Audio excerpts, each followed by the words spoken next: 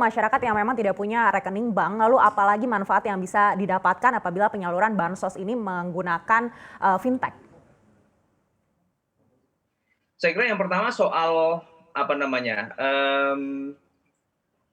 transparansi ya. Kita tahu bahwa bantuan sosial itu punya resiko yang cukup besar dan kita sudah punya pengalaman juga di mana ada penyunatan dan sebagainya. Dengan kita menggandeng fintech, saya kira soal transparansi, accountability dari apa namanya dari bantuan itu relatif bisa dijaga. Dan yang kedua adalah bisa langsung diterima oleh penerima akhir dan itu lebih ringkas prosesnya dan karena itu diharapkan lebih efektif dan efisien gitu. Saya kira itu beberapa hal yang segera terlihat dengan mengikut sertakan fintech untuk menyalurkan bantuan sosial ini. Jadi inilah konsep yang saya kira secara besarannya itu kita mesti usung, yaitu kalau fintech selama ini itu dikenal sebagai peer to peer gitu ya. Ini adalah government to peers gitu, jadi G2P. Ya, saya kira konsep ini tidak sekedar membantu bansos, tetapi juga ada variasi apa namanya kegiatan atau aktivitas keuangan yang lain yang bisa melibatkan fintech dalam pengelolaan keuangan negara dalam hal ini.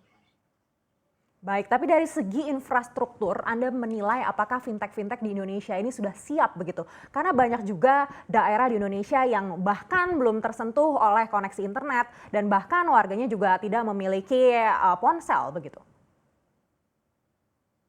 Ya, kalau soal infrastruktur ini memang sesuatu yang mesti kita pikirkan baik-baik dan harus diakui bahwa fintech itu masih sangat menikmati wilayah Jawa, di mana di situ secara infrastruktur, secara mungkin literasinya jauh lebih baik dibandingkan dengan luar Jawa, sehingga memang perlu ada pemerataan akses yang itu saya kira pemerintah bisa punya peran kalau dalam hal ini bisa diinisiasi dari pemerintah gitu di daerah khususnya dengan tentu saja dalam waktu yang bersamaan juga memikirkan soal akses dan infrastruktur ini, itu saya kira akan menjadi satu gejala dan tren yang baik untuk di masa depan untuk terus ditingkatkan gitu.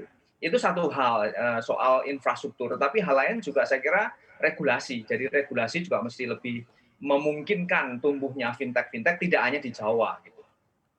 Baik, kita akan coba bahas satu persatu poin yang Anda sampaikan. Pertama terkait dengan pemerataan. Terkait dengan infrastruktur, ini kan dibutuhkan waktu yang cukup lama juga begitu Pak. Nah, apakah masyarakat bisa menunggu begitu bansos yang dikirimkan hingga infrastrukturnya siap?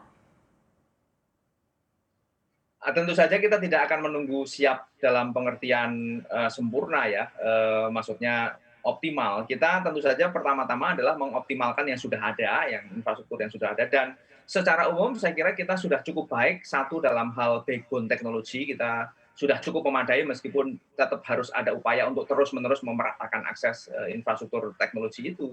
Tapi yang kedua adalah bahwa masyarakat nampaknya sudah punya akses yang baik kalau kita lihat misalnya dari indikator soal kepemilikan ponsel gitu katakanlah saja.